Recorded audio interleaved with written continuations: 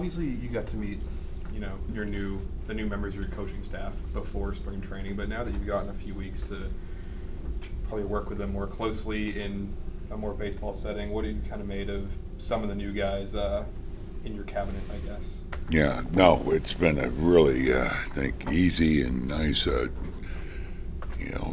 transition from, the staff that we lost and these guys coming in. They've done a great job.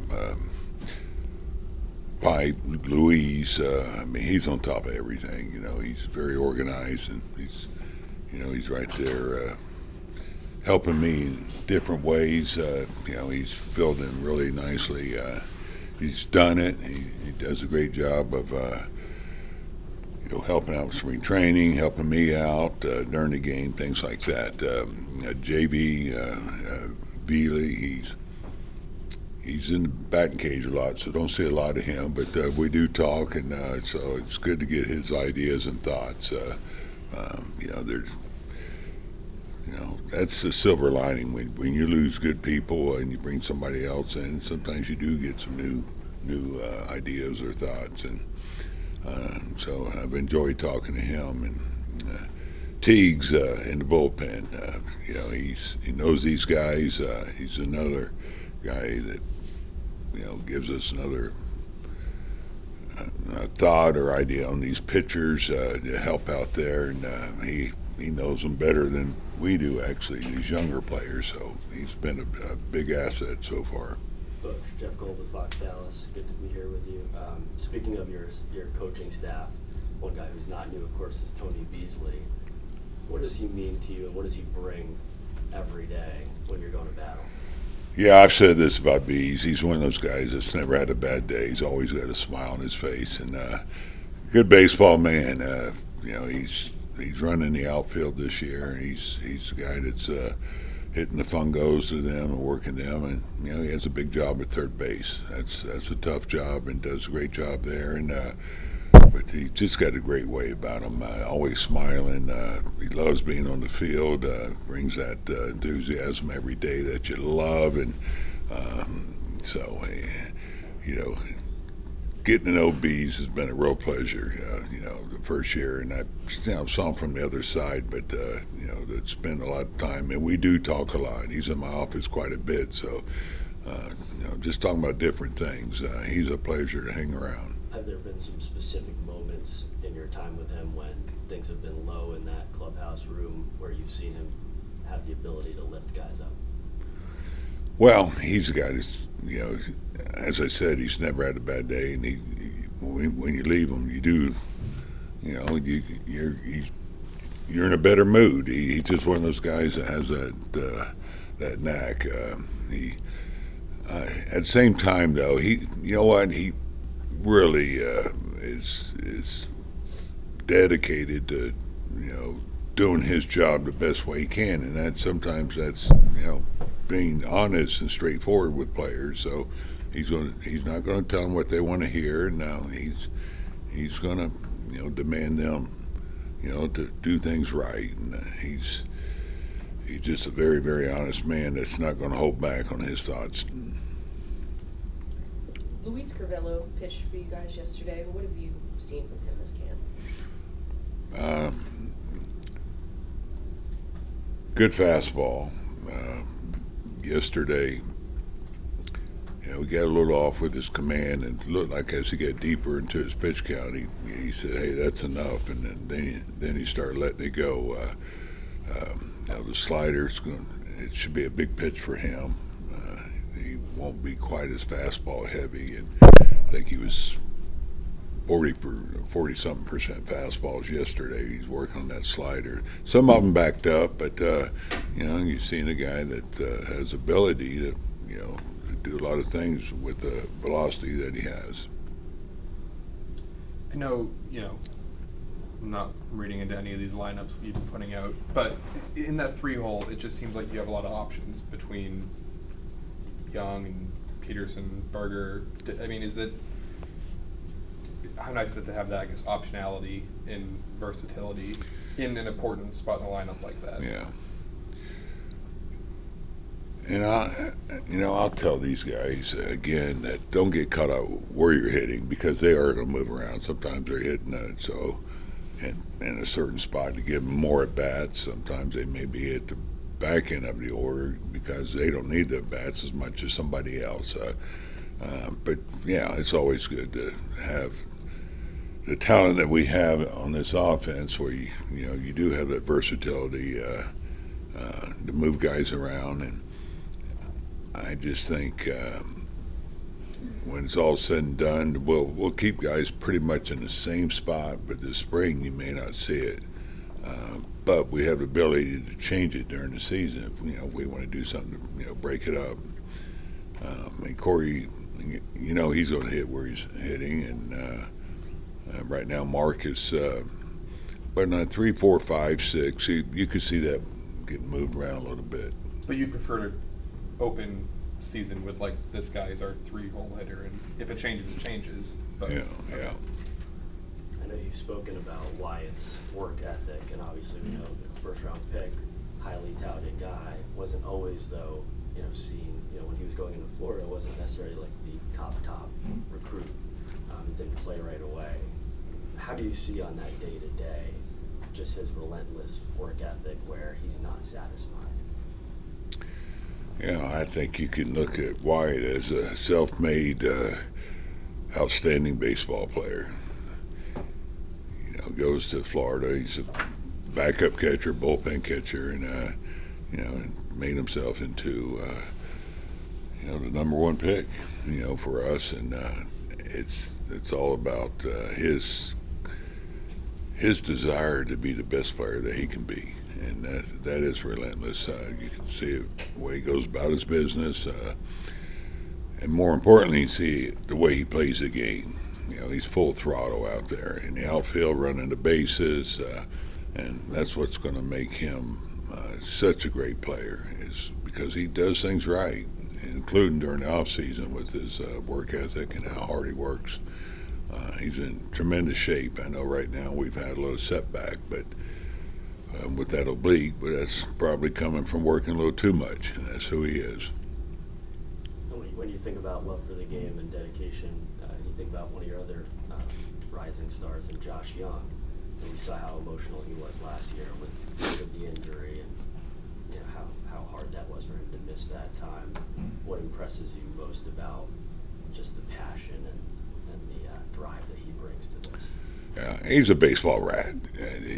That's pretty much what he thinks about all the time is baseball.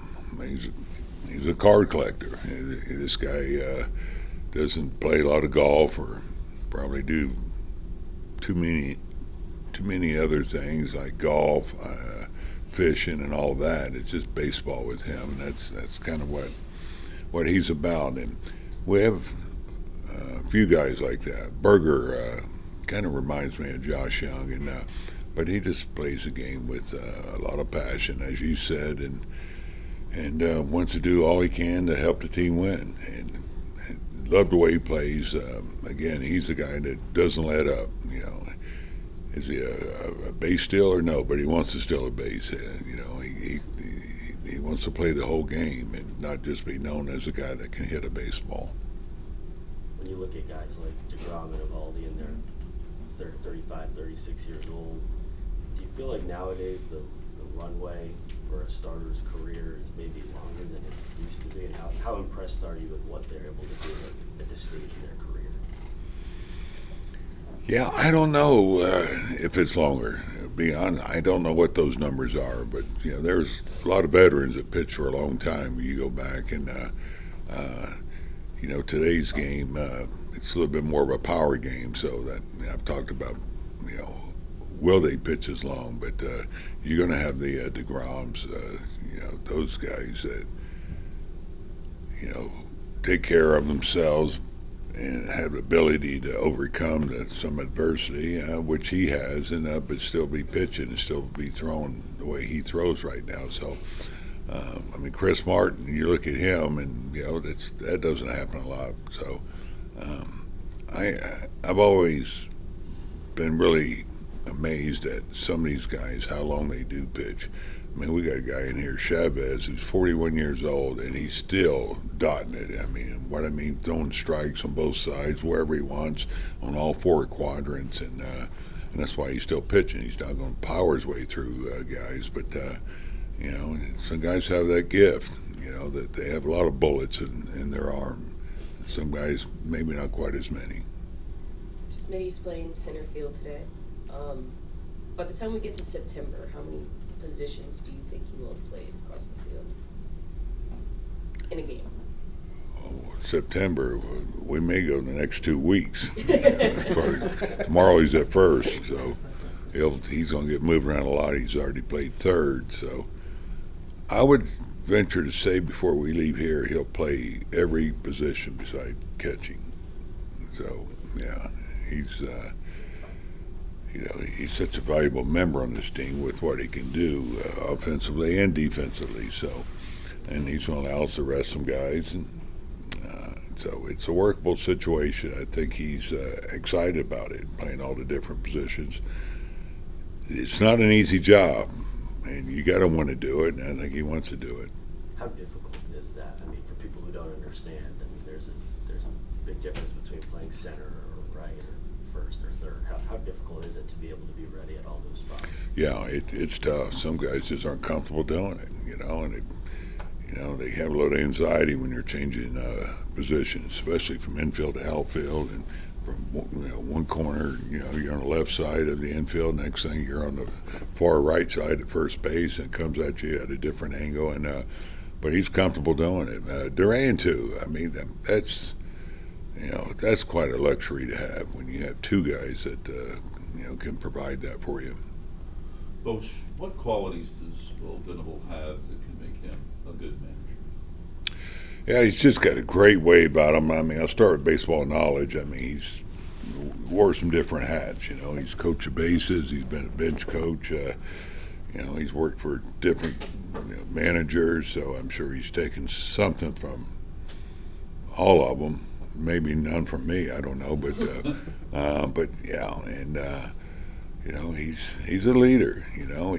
He helped us out in different areas last year, including running meetings and keeping things organized in spring training during the season. He's ready. He's ready to manage, but probably as much as anything, I just think he has a great way with people, and so he's going to know how to manage his people. He'll do a great job there. So Rocker will make his spring debut today. Yeah. What does he need to do, or what has to happen for him to make this rotation? That's a tough question. I mean, it never changes. I mean, you got to pitch well. With all these guys that are trying to make the club, but I mean, he's got great stuff. This guy's going to have a nice career, real nice career. And so anyway, just a matter of where we're at. Toward the end of spring training, that's when I can answer his question a lot better. But go out there and make it a very hard decision, and that's what you want from these young guys. And you never know, what can happen from this point on. Hopefully, nothing happens as far as injuries, but what you need is depth. And he's not a depth piece, but but the fact that we have Kumar and the lighters here that do provide that. If they don't open up in the rotation, who knows? We'll see where we're at as far as the bullpen. Independent of whether he makes the opening day roster or not, I mean, what do you want to see from him in terms of on the mound progression, things like that?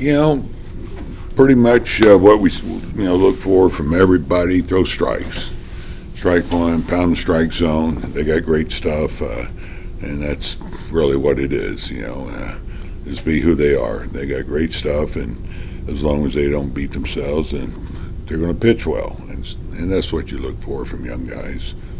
So barring injuries or anything unforeseen, he would have to beat someone out and really perform. Is that kind of the way you look at it with him, or is it still too early to? I think it's a little early.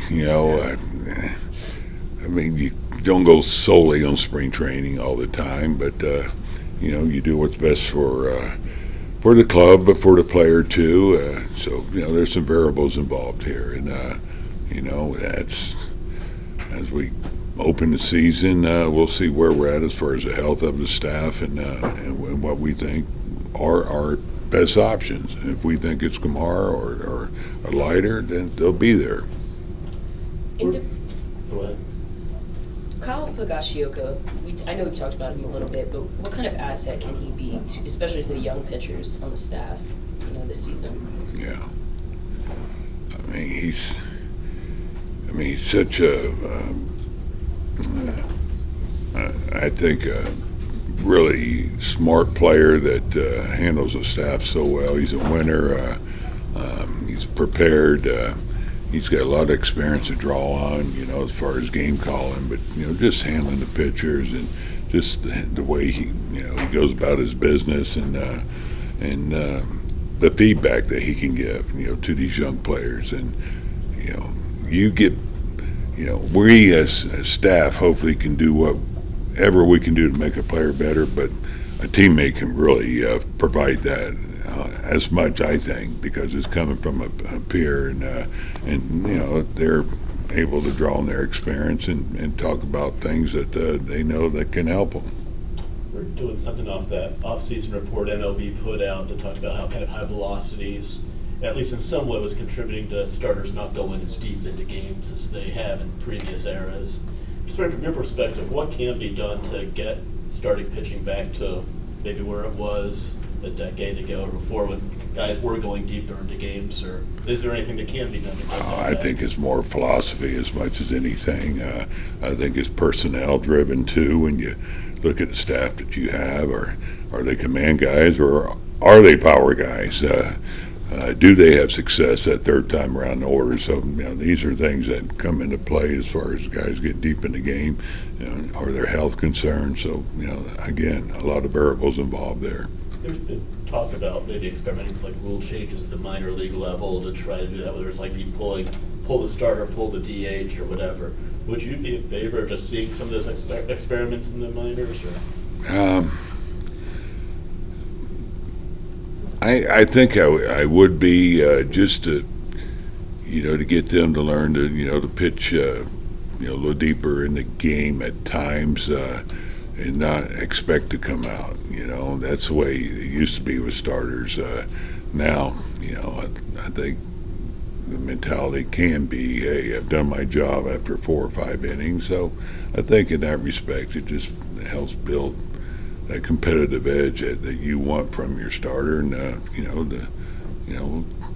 maybe pitch deeper in the game, maybe help the bullpen, things like that. I've seen pitchers, kind of look over their shoulder. Okay, are you going to come get me? And some of these situations where they are limited in the number of pitches or innings, and so that in that regard, yeah, I think it'd be good for them. Anything of note on the injury front?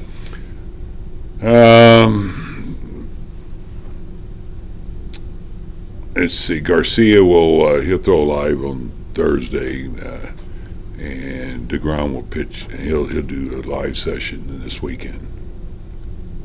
Mr. Bochy, good morning. Good morning. You've coached very powerful Latino, Hispanic players throughout your career. Can you talk to me a little bit about this group of Hispanic players that you have now with such a stars, with Adolis being there, Leody Taveras, the prospects? Can you just do a quick summary of what you're doing with that? I mean, they're a big part of our club, not just with the talent they bring, but their enthusiasm they play with. Garcia, it's infectious, his personality. Duran, his teammates love him, the way he plays and how much passion he plays with, and you see that in a lot of Latin players. Taveras, these guys are a huge part of this club, and so I played 5 years of winter ball, and I really got to appreciate their enthusiasm and passion for the game, the fans too, and so I understand where it comes from now when I was able to play 5 years of winter ball.